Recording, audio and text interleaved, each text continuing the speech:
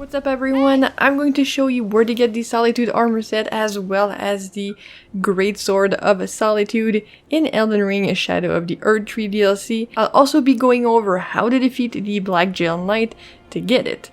He's a pretty tough opponent, so I'll also be sharing my build and what I learned fighting him to make it easier for you guys. So first, you actually need to be at least level 210 to 220 to take him on, or he will just two-shot you. And even at that level, he can actually three-shot you. And let me tell you, it feels bad. Now second, I also strongly suggest getting the first weapon you can easily find in this DLC, which is the Black Hand Blade, a dexterity weapon. It doesn't have any passive abilities, but it's a dual-wield sword. It looks freaking awesome, and the moveset is extremely quick. It has a large hitbox, and it also has a considerable amount of hit stun, even on enemies wearing a lot of plate armor. Now, the Backhand Blade is located north of the Scorched Ruins. Here's a visual for the exact location, and you don't have to do anything special to get this weapon.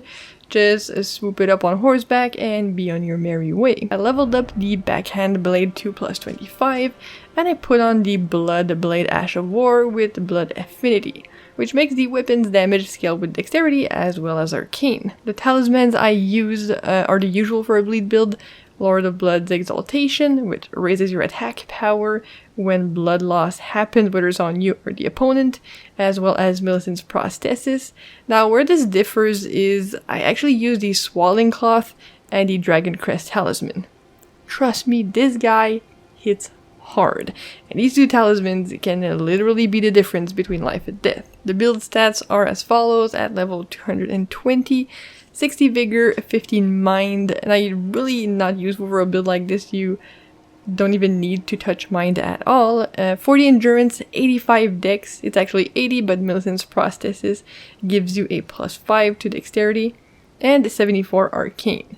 I was level 220 when I defeated him, but I've since explored the DLC a bit more and gained one whole ass single level. Now to get to him, you need to find the Western Nameless Mausoleum, which you can find really easily if you start at the first site of grace you encounter in the DLC and just follow the rock face on the left.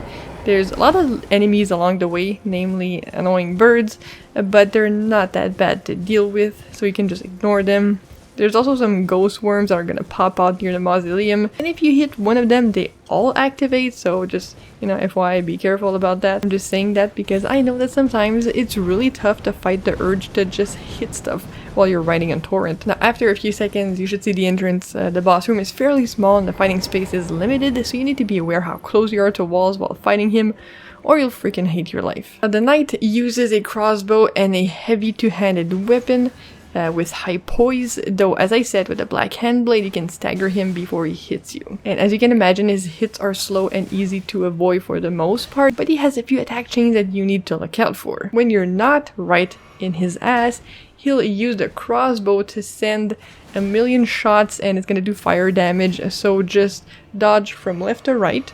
Or you can also just run to the left or run to the right, but sometimes if you're not quick enough, it'll still hit you and then you get staggered and goodbye half of your health. So it's better to just roll right, roll left, and then he'll be done. Now when he's holding the sword in one hand, he will have a 4-hit attack chain, and that is the longest that he has. And you can easily avoid it just by backing up, right? The easiest way to beat him is to actually just punish him after every hit that he does. But just make sure that you punish him with one hit.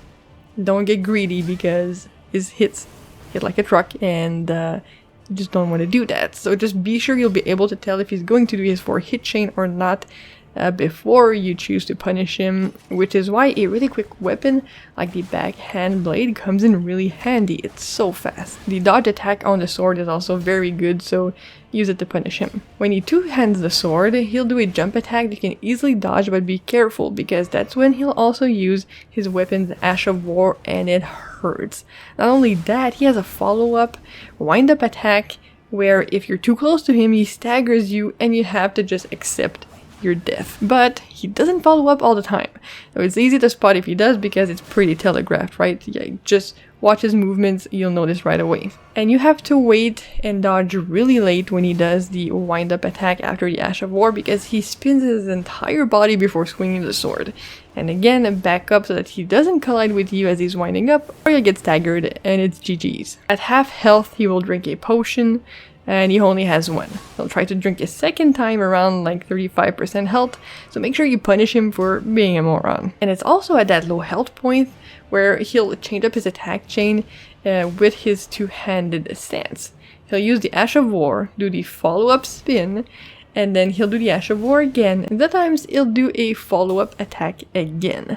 So it's very, very easy to get caught off guard where you're used to just like dodging the Ash of War, dodging the spin, and then all of a sudden he's spinning again, and then you die, you know? So keep an eye on his health, because that's when his attack chains will change. Now once he's down, you'll get the full Solitude set, as well as the Greatsword of Solitude with that awesome Ash of War for all you big bonk lovers out there. And that's it. Thank you guys so much for watching. I hope this guide was helpful for you all.